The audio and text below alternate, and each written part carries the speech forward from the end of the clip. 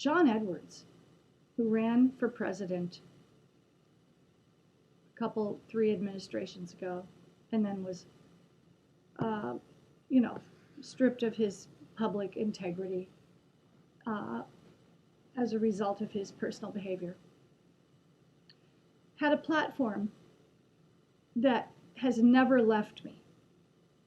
He's the one who articulated the two Americas. And I'm seeing the two Americas in sharp focus today. It's about point of view and blind spot.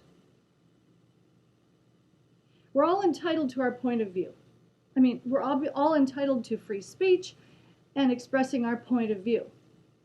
And our point of view is informed by our experience, taken in totality, for as long as we've lived on the planet. To that end, every point of view is legitimate. Whether we are able to recognize another's point of view as distinct from our own is already a problem if we cannot do it. If we cannot recognize that someone else's point of view is based in their own experience and their own, the conclusions that they've drawn as a result of that experience. Point of view is sometimes misled by influences that have been brought to bear on one's experience. That has to be factored in. And we need a leader who can make those distinctions, who can clarify for everyone why the experience which leads to point of view of one person who might even represent an entire faction of Americans has legitimate aspects equal to those of an opposing point of view, fed by its own set of experiences, erroneously informed or otherwise. But right now we're confronting unrest at a magnitude I can't recall since I was 14 years old.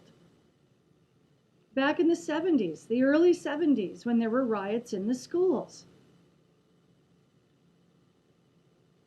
Some of us whose lives are threatened by this virus are testament to this cycle that we have seen in our society playing out.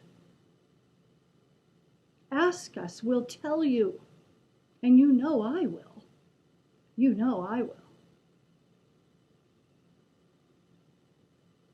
I can remember when my older cousin, who was 6 years older than me, was at the high school during the early 70s, and there was a riot in the cafeteria, and they all had to exit the cafeteria as fast as they could, and she lost one of her penny loafers.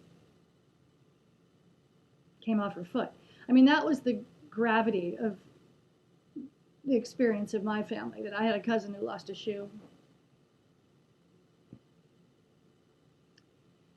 When I, as a white girl, whose skin is rather pale today because of her age, but who can show you photos of herself when she was 14 that would make you look twice to identify her as a white girl, whose skin used to be so brown all year round, whose race was questioned by a woman of the African American race, whose visual appeal was rejected by a boy on the grounds of the color of her skin. This white girl, when this white girl says that she has black friends, she has black friends. She has a brother whose wife has friends from Africa, whose best friends are African women, on account of having been raised in Nairobi, though she be blonde and Irish. These are my truths. This is my experience. This is my point of view. We need a leader who can recognize the value in opposing points of view and bring the people together on some common ground. Boy, does that sound like a cliche today. It doesn't even sound accessible, reachable, possible, plausible today, does it? That's because we don't have a leader who can do that. Leadership is about that. A good leader is able to care for all the people and recognize that all the people represent all the points of view and all the experiences, social and personal and private. And in a country where we're free to speak up and we're free to express that point of view, we crave a leader who can make sense of it. Now, the first reaction in the face of unrest being to enforce, to quash, to silence, to quell, and to end the right to free expression by force is not a democratic leader. That's not the democratic approach to solving the kind of problem we're all experiencing. And when I say all, I really mean it. I live in Erie, Pennsylvania, where on Saturday night, I saw a white girl break glass and start a fire inside a local business. I saw a white girl being kicked by one of our local police officers on video. And then I listened to her testimony on the news a couple days later. My next door neighbors are African American. On the left side. On the right side, they're white. 2 doors down, there's another family of African Americans. Kitty corner to me, a whole Puerto Rican family whose life, I believe, was so impacted by the hurricanes that I saw a large moving van pull up to their door yesterday. I have lived alone here for 30 years in my home on the corner. So there's a point of view. I live in a multiracial, multi-ethnic, transitional neighborhood in Erie, Pennsylvania. And I was raised to feel like the different girl, the one who didn't fit, because of the color of my skin.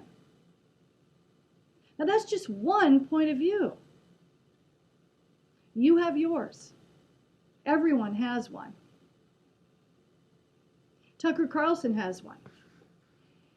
His is based in the fact that he lives in D.C. and knew the proprietor of a business whose front windows were destroyed and God knows what else during the riots. He knows them personally. So he is fired up about those who have done damage. But he made a sweeping statement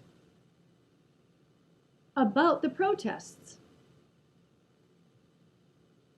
He declared that the violent protesters may not even know who George Floyd is, that they're not even reacting to George Floyd's death. He speculated that that might be possible.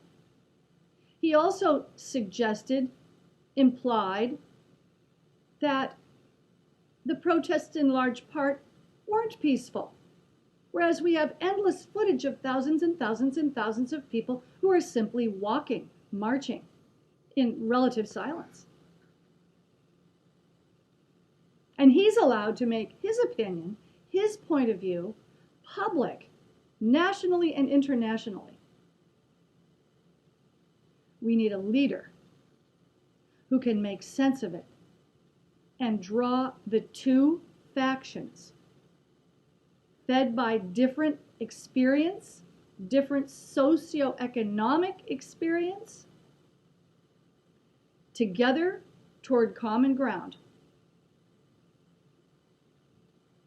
We need to elect someone who's capable of doing that, in my opinion, which I have just expressed to you on the platform of Ruth Ann Talks, my personal YouTube channel. Take it for what it's worth or not. Laugh out loud, cry, delete, reject or accept. But this is a call for the kind of leader who can bring us together, who can identify that there's more than one America going on here, acknowledge that fact, instead of feeding only one side, as our current administration seems to be determined to do, and find common ground from which to proceed. Enforcing behavior is a temporary solution which has lasting consequences, often more virulent and malevolent even than the initial expression.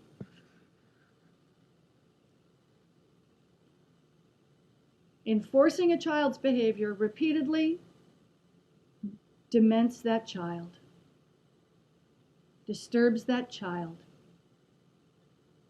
strips that child of free will, the freedom to choose, and the ability to do so.